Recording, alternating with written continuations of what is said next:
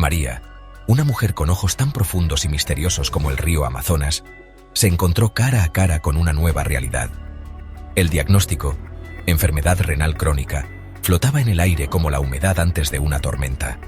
Era como un ladrón en la noche, robándole los colores vibrantes a su mundo y reemplazándolos con tonos apagados de preocupación e incertidumbre. La vida, que antes era un mercado lleno de vida con los ritmos contagiosos de la cumbia, ahora se sentía como una habitación silenciosa. Las palabras del médico resonaban en sus oídos, cada sílaba una gota de lluvia que erosionaba los cimientos de su vida anterior. El diagnóstico no era una sentencia de muerte, le aseguró, pero era una cadena perpetua. Una vida atada para siempre a máquinas, medicamentos y la conciencia constante de su frágil mortalidad. María, acostumbrada a los ritmos de la tierra, a los ciclos predecibles de la siembra y la cosecha, ahora se enfrentaba a un tipo diferente de ritmo. La cadencia implacable de la diálisis, la marcha forzada de los medicamentos y la vigilancia constante de su cuerpo se convirtieron en su nueva normalidad. El diagnóstico había trazado una línea en la arena, separando su pasado de un futuro envuelto en incertidumbre. El amanecer llegó, no con el coro alegre de las aves de la selva, sino con el insistente pitido de un despertador. Era un duro recordatorio del rígido horario del día, un horario dictado por las necesidades de un órgano defectuoso. Cada día comenzaba con un cóctel de medicamentos, cada pastilla una promesa y una carga. Mantenían a raya los estragos de la enfermedad, pero traían consigo su propia letanía de efectos secundarios, una negociación constante entre la cura y las consecuencias. Luego venía el viaje a la clínica, un remanso estéril que olía levemente a antiséptico y miedo.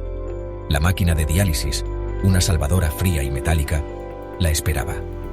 Durante horas estaría atada a ella, su sangre filtrada y limpiada mientras ella se sentaba, un público cautivo de los susurros de otros pacientes y el zumbido rítmico de las máquinas. El tiempo perdía todo significado entre las paredes de la clínica. Se estiraba y se contraía, los minutos parecían horas, las horas parecían minutos.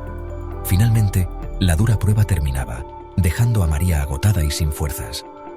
El viaje a casa era borroso, un intento desesperado por recuperar unas preciosas horas de normalidad antes de que el ciclo volviera a empezar. Las exigencias físicas de la enfermedad renal eran constantes, un peso perpetuo sobre los hombros de María. Pero era la carga emocional la que a menudo resultaba más difícil de soportar. El miedo a lo desconocido, la amenaza siempre presente de complicaciones y la pérdida de su vida anterior proyectaban largas sombras sobre sus días. La mujer vibrante que una vez bailaba con desenfreno en cada fiesta, ahora encontraba consuelo en los momentos de tranquilidad. Se encontró a sí misma retirándose del mundo. El miedo a ser una carga para los demás con su enfermedad era un pesado manto que parecía no poder quitarse.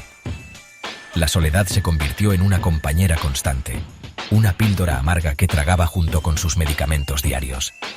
Los sueños que una vez tuvo, sueños de viajar para ver los Andes nevados o formar su propia familia, ahora parecían lejanos e inalcanzables. El futuro, que antes era un campo vasto y fértil lleno de posibilidades, se había reducido a los límites de su enfermedad, un paisaje árido donde la esperanza luchaba por echar raíces.